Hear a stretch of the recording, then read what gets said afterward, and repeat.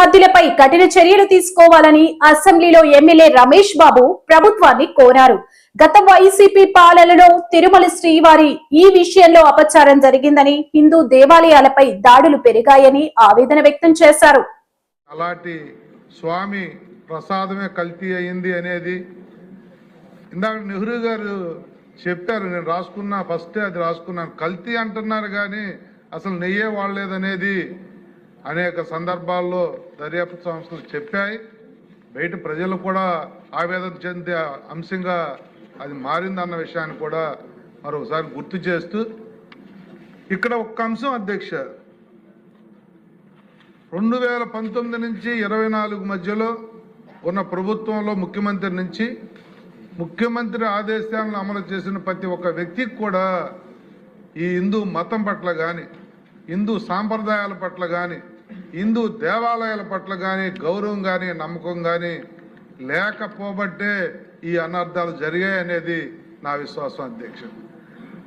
ఎందుకంటే 1-2 కాదు అధ్యక్ష, రాష్ట్ర వ్యాప్తంగా రాష్ట్ర నలుమూలలా కూడా హిందూ దేవాలయాల మీద జరిగిన దాడులు కానీ, దగ్గర 300 టెంపుల్స్ కూల్చివేత కానీ, రామతీర్థంలో రాముడు తల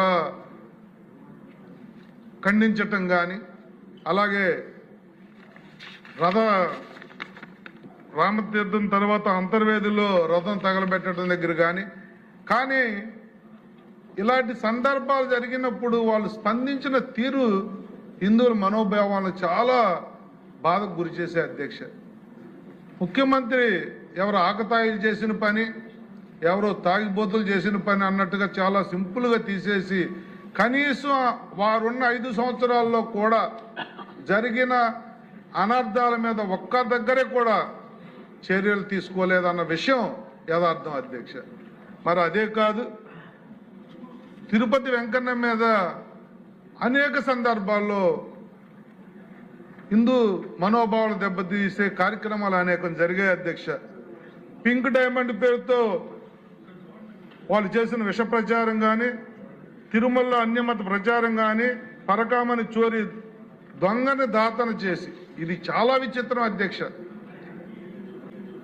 డాలర్స్ కొట్టేసిన వ్యక్తిని దొరికిపోయిన తర్వాత, సాక్ష్యాలతో సహా దొరికిన తర్వాత వాళ్ళు అతన్ని ఆస్తులు కొని దేవుడికి ఇప్పించి దొంగను దాతన చేసి అతను ఏదో పునీతుడు అన్నట్టుగా వాళ్ళు మార్చిన విధానం కానీ, ఎస్విబిసి నిర్వీర్యం చేయటం కానీ, గోవిందరాజస్వామి బంగారం మాయం కానీ, తలనేలాల కుంభకోణం కానీ, గోవుల మరణాలపై మార్పింగ్ ఫోటోలు దుష్ప్రచారం కానీ, ఒక నాస్తికుడైన బోమాన కరుణాకర్ రెడ్డిని టీటీడీ చైర్మన్ చేయటం కానీ, ఇవన్నీ కూడా హిందూ వ్యతిరేక భావాలు తప్ప మరొకటి కాదు అనేది కూడా నిజం అధ్యక్ష.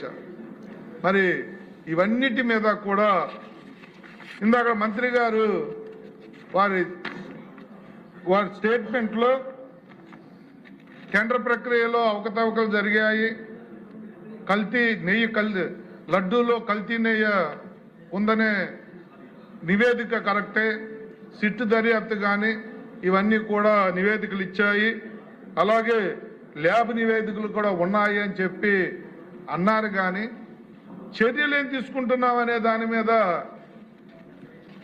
ఇక్కడ ఒక సున్నితమైన అంశం మిళితమై ఉంది అధ్యక్ష. గత 10 రోజుల నుంచి ఈ సభల్లో బయట కానీ జరుగుతున్న